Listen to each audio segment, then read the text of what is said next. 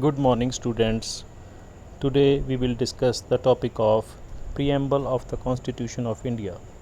In order to understand the Constitution of India, we have to understand the preamble and its wording first. Preamble starts with the words, "We, the people of India, having solemnly resolved to constitute India into a sovereign, socialist, secular, democratic republic."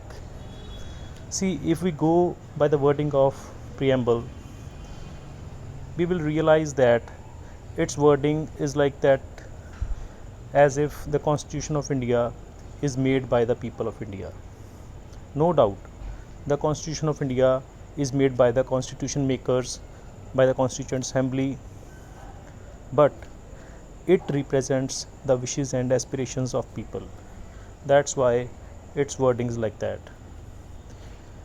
Apart from that, there are main 5 basic principles of our constitutions. These principles are sovereignty, socialism, secularism, democratic, and republic. These are the main 5 basic principles of our Indian constitution. And to secure all its citizens justice. So, preamble talks about justice. What kind of justice? Social, economic, and political. Then liberty of thought, expression, belief, faith, and worship. Then it talks about equality of status and opportunity, and to promote among them all. Then the preamble talks about fraternity, assuring the dignity of the individual and the unity and integrity of the nation. In our Constituent Assembly, this 26th day of November 1949, do hereby adopt, enact, and give to ourselves this Constitution.